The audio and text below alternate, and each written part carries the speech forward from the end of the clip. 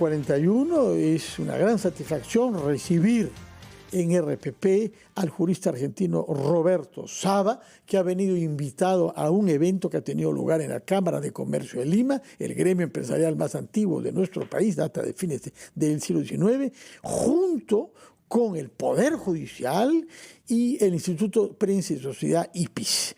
Por eso es muy bueno, antes de que vuelva a su país, que nos resuma un poco lo que dijo en esa conferencia que pronunció el día jueves pasado y que pasemos a conversar sobre algunos retos específicos que hay a la libertad de expresión y a la democracia en el Perú. Muy buenos días, Roberto. ¿Qué tal? Buenos días, gracias por la invitación. Por favor. Bueno, me preguntabas por qué había pasado en esta conferencia. Básicamente, el título de la conferencia tenía que ver con desafíos globales y amenazas globales a la libertad de expresión y al Poder Judicial. Y traté de llamar la atención sobre un momento, la verdad, muy crítico que estamos viviendo a nivel global, no solo en nuestros países, sino a nivel global respecto del futuro de la democracia, ¿no? El surgimiento en muchos países del mundo que hasta hace poco eran consideradas democracias relativamente fuertes, de proyectos antidemocráticos y que tienen por objeto, digamos, entre otras cosas, socavar la libertad de prensa, la libertad de expresión y también la independencia de los poderes judiciales, ¿no? Entonces, esta idea de un sistema político concentrado en una persona, en un presidente, desplazando el poder del Parlamento, desplazando el poder del Poder Judicial para controlar al poder político, limitando o inhibiendo la libertad de expresión, nos acerca a una situación muy complicada para el futuro de la democracia en muchos países. Ahora, la particularidad, como lo has subrayado, es que no se trata de retos que tengan que ver con un golpe de Estado, es decir, que un actor ajeno al Estado o al gobierno interfiera con él o lo someta, sino desde dentro, gente elegida. Exacto. Que se maneja con las instituciones democráticas, pero que las va pervirtiendo en algunos casos poco a poco. Exactamente, ese es el punto, me parece central, que en América Latina, por ejemplo, y en nuestros países del mundo, hemos sido testigos de dictaduras militares, de juntas militares que han tomado el poder por la fuerza y se han quedado por años, como el caso de mi país. Pero en estos casos estamos hablando de líderes políticos que han sido elegidos popularmente y que consideran, tanto los líderes como quizás las personas también que lo votan, que el hecho de tener esa mayoría detrás les da la legitimidad suficiente para limitar los poderes o incluso anular los poderes que ejercen control sobre ese gobierno, ¿no? Entonces, los ataques a los congresos o directamente tomar decisiones por fuera del proceso legislativo. En el caso de Trump, ¿no es cierto?, que conocemos, gobierna prácticamente por decretos, no pasa por el Congreso. En el caso de Argentina, desgraciadamente, también tenemos algo parecido. Los ataques a la prensa, los ataques al Poder Judicial, bueno, se va construyendo un régimen político que empieza a tomar distancia de la democracia, ¿no? Ahora, el problema de fondo, desde el punto de vista conceptual, es relativizar el valor de la verdad.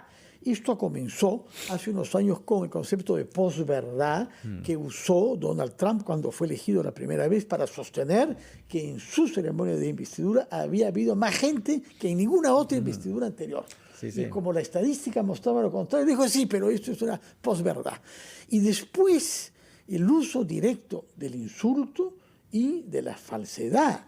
Yo he quedado impresionado con el hecho de que el presidente de los Estados Unidos haya llamado a una periodista durante una conferencia de prensa en la Casa Blanca cerdita, piggy, ¿no? Sí. Porque no le gustaba la pregunta que le hizo en relación a su relación con el alcalde electo de Nueva York.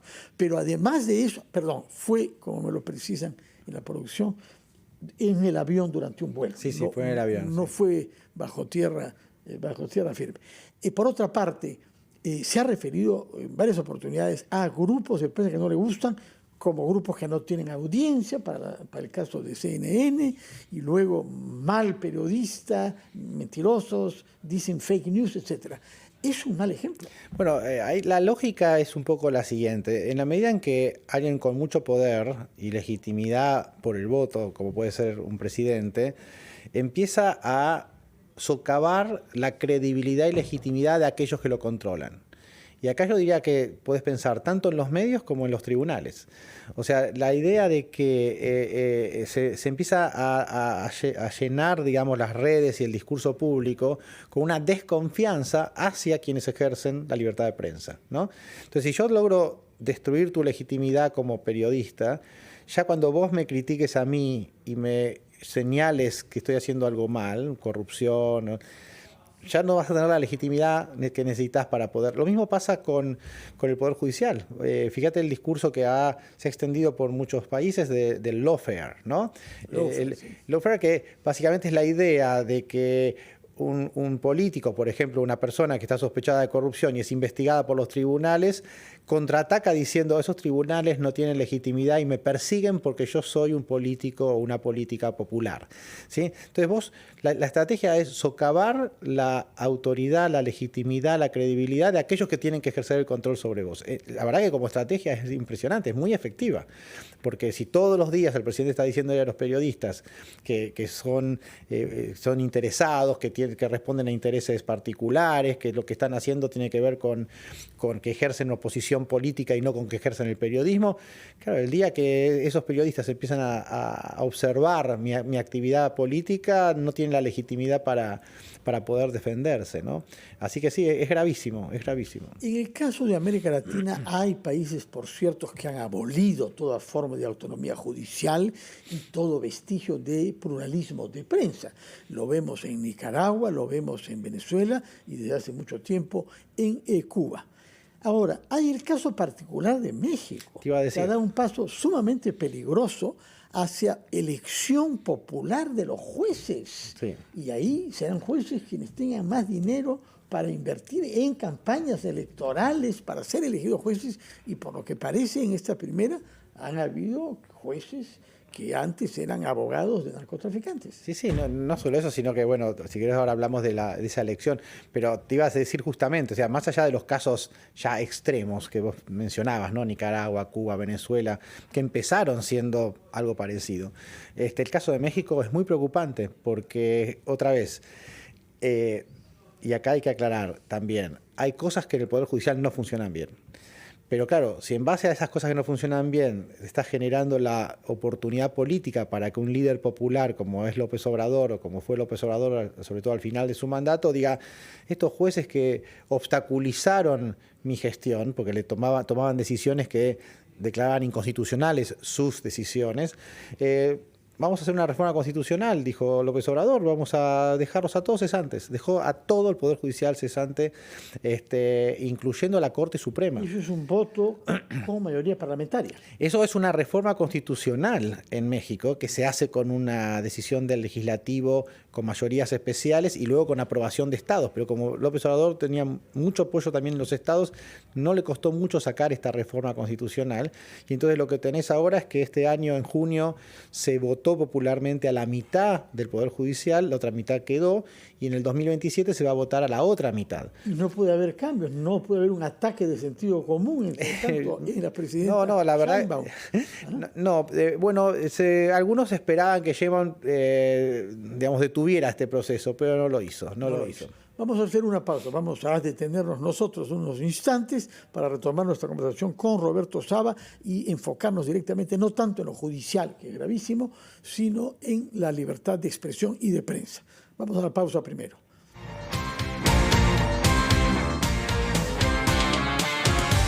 Son las 9:55, estamos conversando con el jurista argentino Roberto Saba, quien está en Lima invitado por la Cámara de Comercio de Lima, de la misma manera que el Poder Judicial y el Instituto Prensa y Sociedad. Y quería preguntarle qué retos particulares hay a la libertad de prensa a partir del auge de las redes sociales y del lenguaje que ellas permiten y la participación que ellos permiten de personas que ni siquiera tienen que usar su nombre. Claro.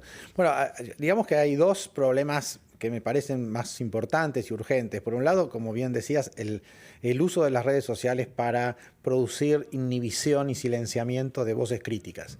O sea, sale una persona, un periodista o incluso un activista a criticar, por ejemplo, a un gobierno y atrás aparecen decenas o cientos de trolls a atacar a esa persona y que de algún modo buscan silenciarla, buscan lograr, digamos, que se inhiba de seguir haciendo esa crítica. Y esto es un problema porque está empezando a ser estructural, digamos, esto es una práctica, ya no es una situación marginal. Se utiliza como una estrategia política de silenciamiento de voces críticas. Y la otra es el diseño propio de las redes sociales, que como fuimos descubriendo a lo largo del tiempo, cuando empezó a haber Internet hace unos 30 años, todos pensábamos, bueno, va a ser la gran oportunidad para que más gente pueda ejercer la libertad de expresión, no hay que pasar por los medios de prensa tradicionales, todos podemos tener una página web, una cuenta en Twitter. Bueno, hoy sabemos que el diseño de los algoritmos, del diseño de las plataformas, que son el vehículo para expresarnos, tienen efectos distorsivos de la discusión pública. Digamos, pueden exacerbar ciertas voces que no son mayoritarias, pueden silenciar voces mayoritarias, y esto tiene que ver con cómo el algoritmo nos expone a esas opiniones. El problema de cómo las redes y cómo están operando afecta al debate público es uno de los problemas más serios para la democracia actual. De acuerdo. Sin embargo, los viejos problemas, no los de hoy vinculados a redes sociales, sino el enfrentamiento con el poder. Por ejemplo, ha sido una tradición de buen uso democrático que un jefe de Estado nunca recurra a la justicia contra un periodista que ha dicho o escrito algo que no le ha gustado o que le parece falso. Se abstiene uno precisamente por el poder que tiene y la dificultad que supone sopesar judicialmente algo con el jefe de Estado está de por medio. Sin embargo, creo que esa buena tradición ha sido rota en Argentina, ¿no? En Argentina y en muchos países. Comentábamos fuera del aire el caso de Trump en los Estados Unidos también, ¿no es cierto? O sea, Sí, que amenazó con una demanda de $1.000 millones a la BBC si no se retractaba de una edición que había hecho. Exactamente. También tuvo algún caso con Correa en Ecuador. Pero, digamos, efectivamente, el hecho de que un presidente de la nación se dirija con nombre y apellido, por ejemplo, en las redes a un periodista, o mucho peor, que inicie una causa penal, tiene un impacto, digamos, de inhibición de la expresión descomunal, digamos. No podemos ocultar el hecho de que esa intervención tiene mucho poder, ¿no es cierto? ¿Y algo semejante ha sucedido en Argentina? Mirá, el presidente, por empezar, tiene una opinión muy mala y muy explícita contra el periodismo crítico. Ha usado una frase que yo creo que es muy, muy, muy complicada, que ha dicho: no odiamos lo suficiente a los periodistas. O sea, ven los periodistas que ejercen el control sobre el gobierno con odio, ¿sí? Y ha iniciado causas penales también contra periodistas que han escrito algo referido a decisiones de gobierno o posible corrupción, etc. Y esto es muy serio y produce un efecto de silenciamiento en la prensa. Ahora, lo curioso es que en el Perú al menos hay más facultades de prensa y de comunicación que nunca.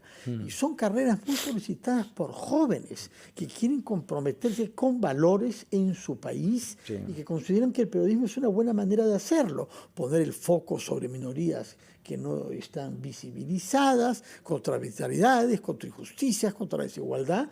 Hay generaciones de jóvenes que no confían mucho en la política, pero que sí tienen valores democráticos y que quieren comprometerse por ellos. Es igual. Sí, es igual en Argentina, perdóname. Sí, ¿no? Sí, es igual en Argentina. Tenemos escuelas de periodistas, digamos, las nuevas generaciones de periodistas, todas pasan por formación universitaria, cosa que no era común, digamos, en el pasado.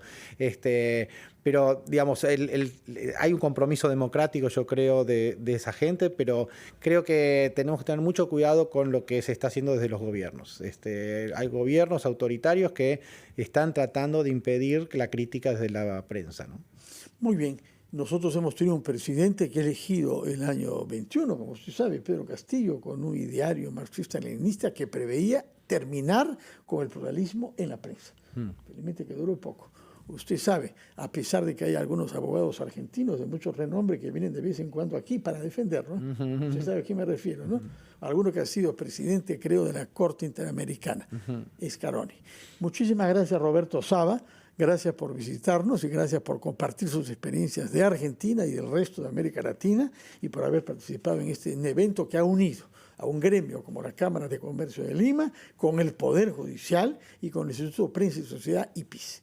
Muy buenos días y feliz estadía en el Perú. Muchas gracias. Espero que no se limite solo a sus actividades profesionales. No, también la comida, la gastronomía. Ya me hubiera llamado la atención lo contrario. Muchas gracias, Roberto Saba. Muy buenos días y gracias por haber estado con nosotros.